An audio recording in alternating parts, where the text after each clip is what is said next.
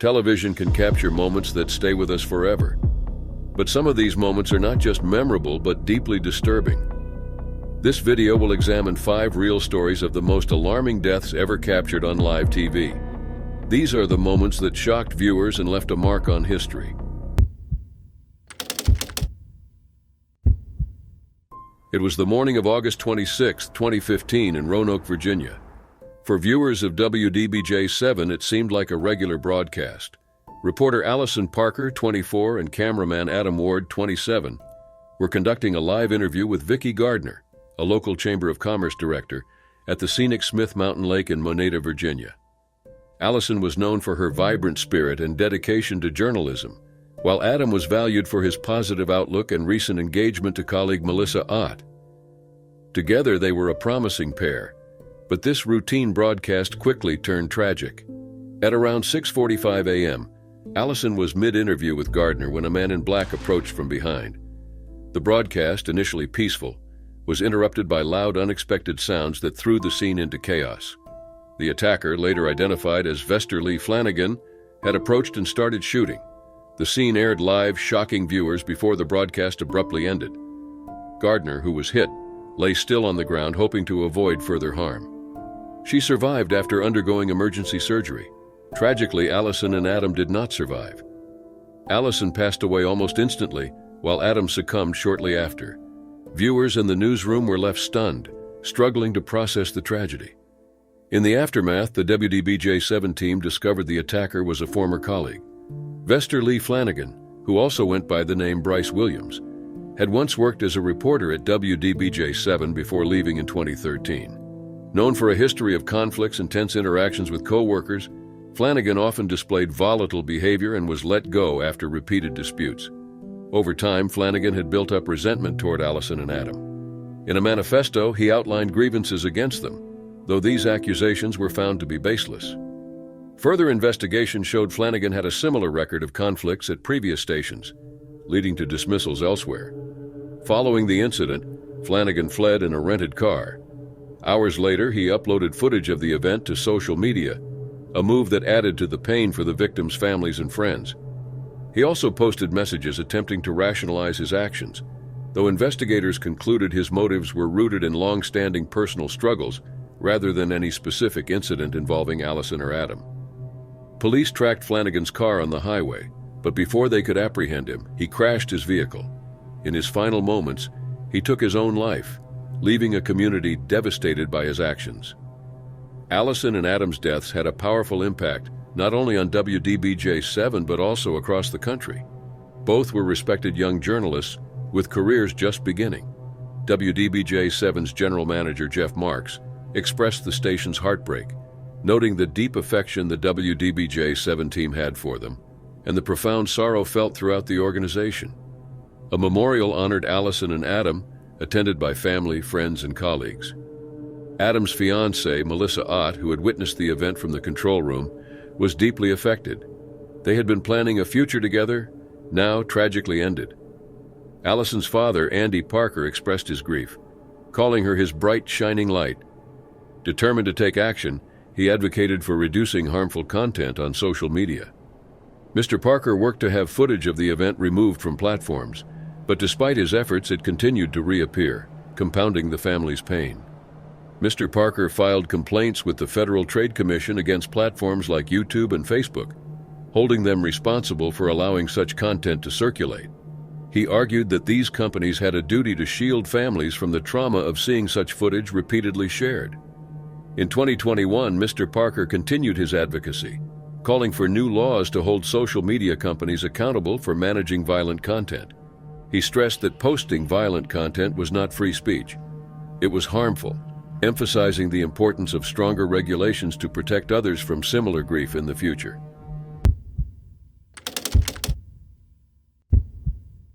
On July 15, 1974, in Sarasota, Florida, 29-year-old WXLT TV news anchor Christine Chubbuck arrived at work to host her usual show, Suncoast Digest. Christine was known as a dedicated and professional journalist, passionate about connecting with her audience through community-focused stories.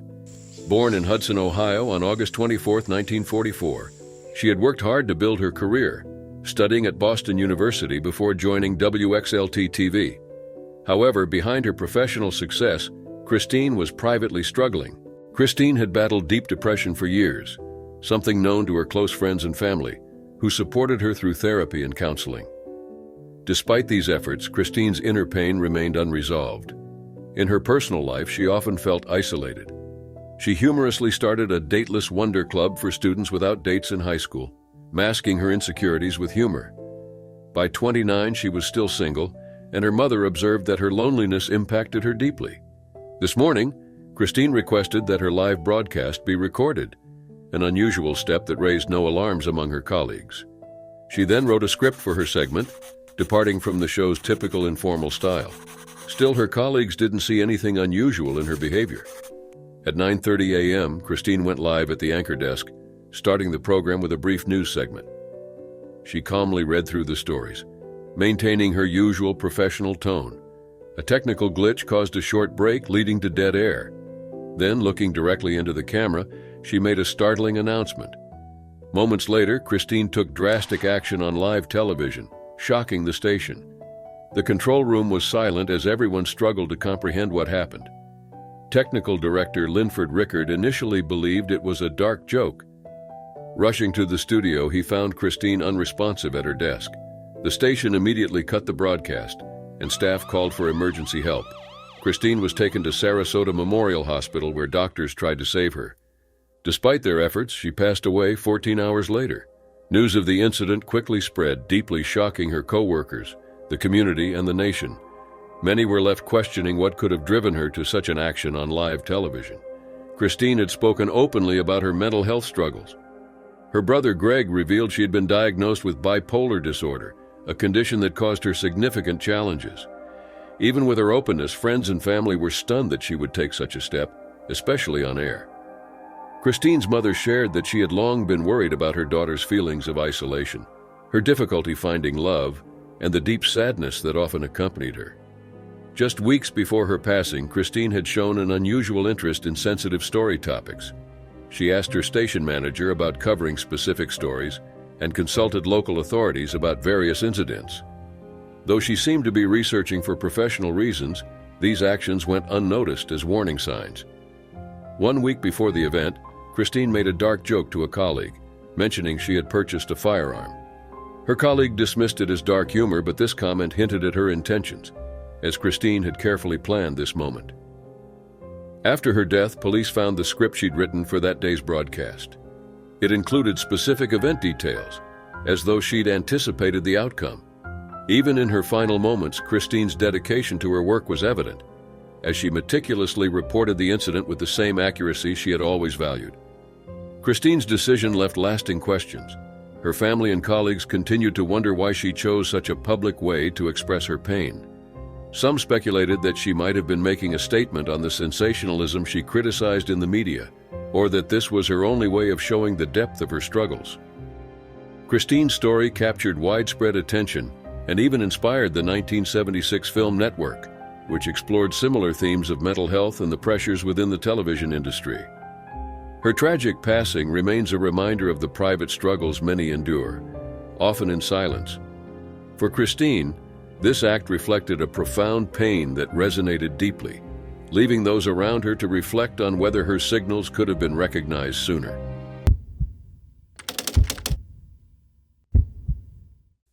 It was November 22, 1963 in Dallas, Texas.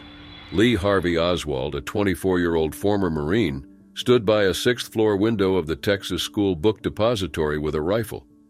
Crowds below had gathered to see President John F. Kennedy's motorcade pass by, unaware they were about to witness one of the most shocking moments in American history.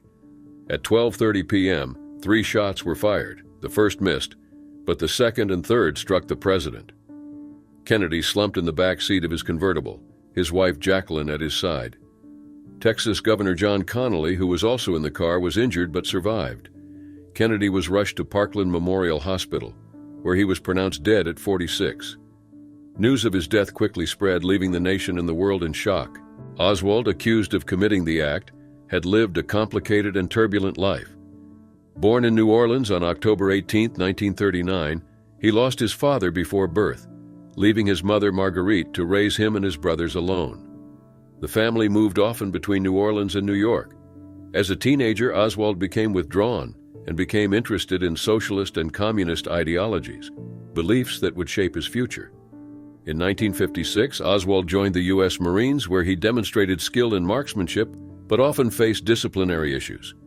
His fascination with communism only grew during this time, leading him to defect to the Soviet Union in 1959. Oswald settled in Minsk, where he married Marina Prusakova, a Russian woman.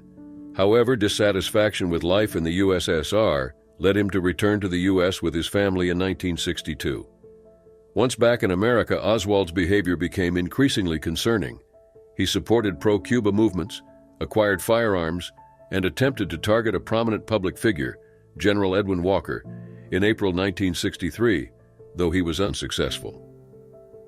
By the time of Kennedy's visit to Dallas, Oswald was working at the Texas School Book Depository and had reportedly brought his rifle to work on that day. After the shots rang out, Oswald fled the scene. When Dallas police officer J.D. Tippit confronted him, Oswald allegedly acted in self-defense and managed to escape, only to be apprehended later in a nearby theater. The nation was desperate for answers, but the story was far from over. On November 24, 1963, as Oswald was being transferred from the Dallas police headquarters to the county jail, millions watched live on television as Jack Ruby, a local nightclub owner, approached and fatally shot Oswald in front of cameras. Oswald was rushed to Parkland Memorial Hospital, where he was pronounced dead. Jack Ruby was a familiar figure in Dallas's nightlife scene and had connections with local law enforcement. Born Jacob Rubenstein, Ruby ran several clubs and had a complex reputation. His reasons for ending Oswald's life led to numerous theories. While Ruby claimed his actions stemmed from deep sadness over the president's passing, many believed he might have been trying to prevent Oswald from revealing more about the events of November 22nd. Ruby's trial in 1964 drew national attention. His lawyer, Melvin Belly, argued that Ruby was mentally unstable, an unusual defense strategy at the time. Witnesses, including Ruby's former girlfriend and rabbi, described his emotional turmoil before and after the event. Despite this defense, Ruby was found guilty and sentenced to death. His conviction was later overturned on appeal, and he was granted a retrial. However, Ruby never returned to court. He was diagnosed with cancer while still in prison and died in 1967. With both Oswald and Ruby gone, many questions remained unanswered. The Warren Commission, tasked with investigating the assassination, concluded that Oswald acted alone. However, countless theories emerged over the years, with some suggesting Oswald might have been part of a larger plot involving organized crime, intelligence agencies, or even foreign governments.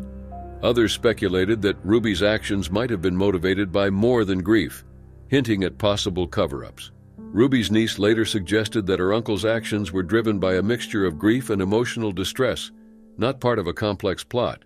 Yet, the live broadcast of Ruby's actions solidified his role in history as the man who ended Oswald's life, adding another layer of mystery to the tragedy. If Oswald had survived to stand trial, he might have shared details that could have changed our understanding of the events surrounding Kennedy's death. Could this have dispelled some of the conspiracy theories that still endure? The events of November 1963, involving the tragic loss of both Kennedy and Oswald, continue to spark debate and curiosity. Even as the Warren Commission's report attempted to offer closure, the mystery surrounding that day in Dallas lingers, keeping this chapter of history alive.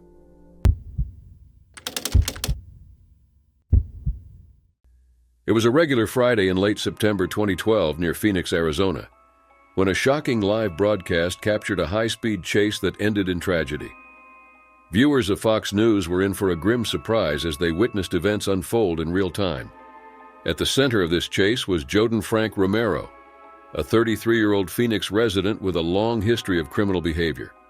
Romero had a problematic past, marked by numerous charges ranging from drug possession to assault. His life was filled with hardship and tragedy. He witnessed his brother's death at age 16, lost his father to cancer shortly after, and saw his mother and stepfather die in a violent home invasion when he was just 20. Over time, his actions grew more dangerous, though no one anticipated what would happen next. On September 28, 2012, around 10:45 a.m., Romero tried to carjack a man named Avalos Hernandez at a Denny's parking lot in Tonopah. Threatening Hernandez with a Glock 45, Romero demanded his car keys. Terrified, Hernandez handed them over and alerted the police from inside the restaurant as Romero sped away in the stolen car, setting off a pursuit across the Arizona desert. The Phoenix Police Department quickly mobilized to follow him.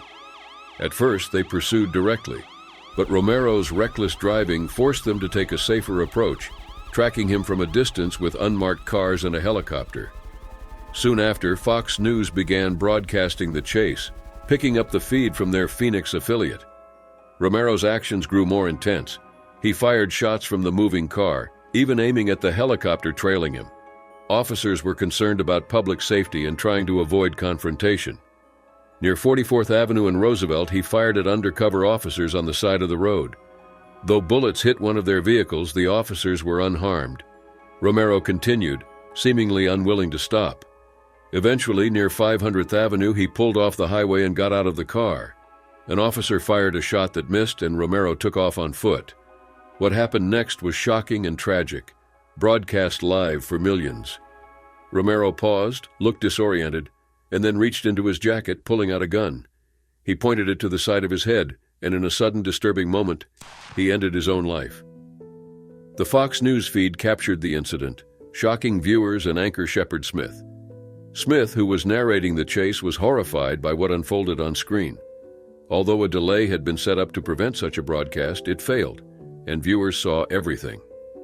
Smith later apologized, explaining that they had attempted to avoid this type of incident, but a severe error caused the footage to go live.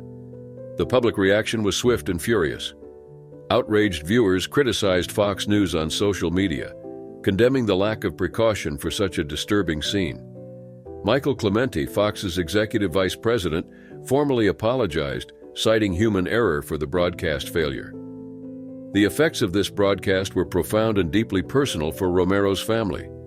His 3 children, aged 9, 13, and 15, learned about the incident at school.